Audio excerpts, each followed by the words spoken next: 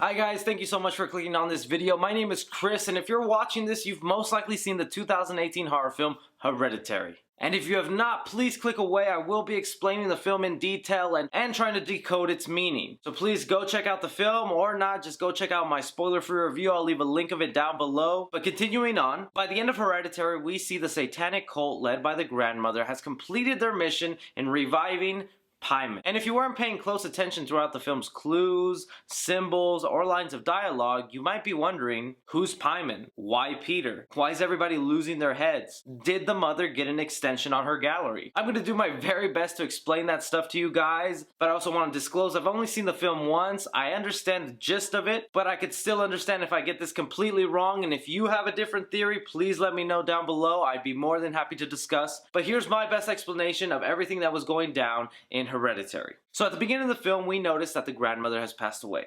And from the looks of the Graham family, not all of them were very close to her. The mother goes rummaging through some of the grandmother's stuff, and she finds a note in one of her spiritual books. Now, I don't remember the exact wording, so I am paraphrasing, but it went something like, "I'm sorry for all the endeavors we had in the past, but I hope you know that one day this was all for a good reason." And us as moviegoers watching it for the first time, we can assume that it is with good intention. Maybe the grandmother is a hero. Maybe she was warding off these evil spirits, and that's why she was so cranky and rude and mean. When in fact, her definition of good is the opposite to the Graham family. Soon after, the mother steps away and is about to leave the room, but that is until she sees the grandmother's ghost or apparition in the corner. Creepy scene as hell, but that leaves us to our first clue. A little bit later in the film, we find out that the grandmother's body had been dug up and buried out of her grave. It's missing and we don't know where it's at, but we later find out that it's in the attic. I believe when we first see her ghost in apparition, that's the movie telling us that the body is in the attic as we speak. And this is important because the grandmother has a plan for the Graham family, and her ghost needs to stick around to ensure it follows through. A little bit more about the grandmother, we find out she's the lead of a satanic cult, worshiping Paimon. Now at this point, you probably want to figure out, okay, who is Paimon? Well, if you were watching the film, you would have noticed the symbol at least one or two times throughout the film. That is this symbol. And this is known as the Seal of Paimon. And stepping out of the movie world for a little bit, Paimon is an actual king of hell within mythology. If you Google or YouTube his name, you will find videos or blogs of people talking about their experiences with this king of hell. How they worship him, how they make sacrifices to him, the benefits of following him. It's honestly some very creepy stuff, and I was scared myself getting into it. I didn't want to bring some bad juju into my house. But from the stuff I gathered up, Paimon is a king of hell. He is a loyal follower to Lucifer, and he's mainly known for possessing a great amount of knowledge in the science and art. Now, how does this mythos apply to the movie? Well, the main thing we want to focus on is the knowledge and arts. Art is actually a key player throughout this movie. The first big artist we know in the film is the mother. The mother's main source of income and passion comes from making these small figurines, her art. She has a deadline for an upcoming art gallery that she's dying to make, but all these family events are pushing her back. Well, we find out later that the grandmother's plan was to get a male body and transfer Paimon's soul into that body. The texts very clearly say that it needs to be a male body. Now, this is something important in the film that I noticed. When I was driving home, or when I was thinking back on this movie, or before making this video, I thought to myself, at the end, when we get to see all the people involved in the satanic cult, there are male members. It's not only female members. And in my mind, I wondered, if you're such a big follower and you really believe in all this, why not just donate your body for your god? And my theory on that is the title of the film, Hereditary. I believe this implies that the grandmother's blood is special, and only her offsprings carry the proper soul for Paimon to take over. We do find out in the film, in the mother, when she visits a support group for people who have lost family members or loved ones, that she mentions she once had a brother that was schizophrenic and committed suicide. I believe this was the grandmother's first attempt into transferring Paimon's soul into a human body. It was a failed attempt, obviously, since the brother committed suicide before it could happen. This is also what led the mother and grandmother to have a distant relationship. So when the time came for the mother to have her own child, a male child, she told her that she was not allowed to be around him. I'll touch on that a little later. The child she was allowed to be around was the second born, Charlie. Now, Charlie is obviously very strange and socially awkward, and I believe that has a lot to do with spending so much time with the grandmother. Charlie is our second artist in the film. She is always making these figurines out of objects she finds. And I believe this is the movie telling us that the grandmother has started to groom Charlie into being a follower of Paimon. That's not our only clue. Our second clue on the reason I believe she's already into the group and being groomed to be a future follower is later in the film when a bird hits her class window, Charlie goes outside and cuts the head off that bird and keeps it.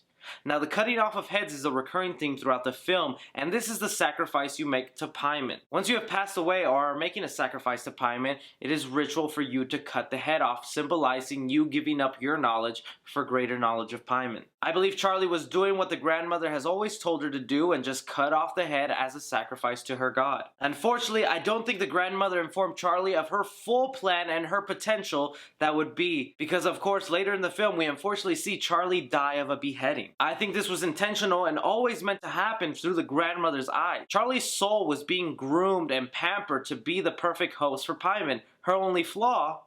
She wasn't a boy. We've had Charlie mention that the grandmother constantly told her she wishes she were a boy. That did not stop her from teaching her the ways of Paimon and also breastfeeding her, and who knows what else she was feeding her, grooming her to be the perfect host. I also don't believe that it's coincidental that the mother did not allow the grandmother to be around her firstborn male son. Later in the film, we see a sleepwalking dream scene with the mother talking to her son. She states that she did not want to have him, she attempted to do a purpose miscarriage, and even got so close to burning him alive. These are not normal sleepwalking actions. I believe as a child, the mother was also being raised to be a worshiper of Paimon, given her love of art, and that's why she is an artist to this day. And of course, when her brother died, she gave up that life, she separated herself from it, suppressed the memories, much like a young rape victim does, suppressing the memories, forgetting all about it, thus causing her psychological trauma, thus leading to her sleepwalking, which are caused by psychological traumas. You can look that up. And in her sleepwalk, she does what she believes is right. She knows what could happen if Paimon is resurrected, and if that means killing her male son, her body is willing to do it. And that is why we get constant conflicting relationships with her and her son Peter. The final key character in this film is Joanne. Joanne at first plays as a sympathetic character to the mother. We first meet her and bond with her when she tells us her story of how her son and grandchild died. We are told that they both drowned and are dead, and she is coping with that loss, and that's why she would be sympathetic enough to help the mother out with her situation. Now obviously hearing that back, being that both people that died in her family were boys,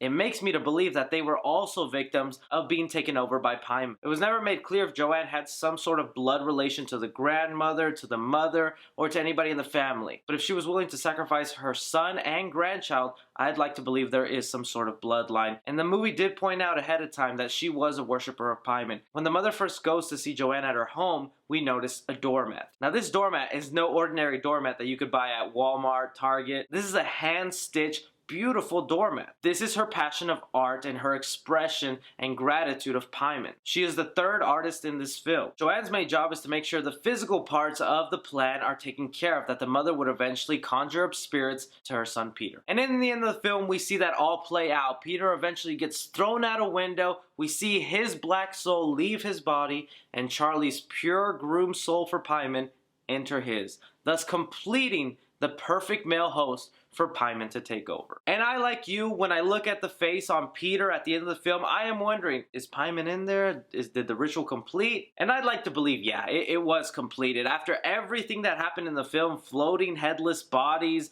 creepy moms crawling on the wall, and then you're gonna tell me at the end, nah, you did the ritual wrong. I feel that's kind of dumb, so I'd like to believe it was completed. Obviously, there's a lot of other stuff I couldn't explain. I don't know why they had to be naked. I don't know why when they burned the book, the dad died and not the mother. Or if maybe Peter was just chosen because he was a virgin. It was probably made very apparent that he was, given the way he was talking to girls. There's a lot of open interpretation of what was going on, but that's the main gist. Hereditary is the curse on the family that the grandmother has put on them to be the ones to resurrect Paimon, sacrificing their male bodies. But anyways, guys, that's just my theory on the film Hereditary. If you have any better theories, like I said, please let me know down below. Don't forget to subscribe, like this video, share it. But as always, I'm Chris.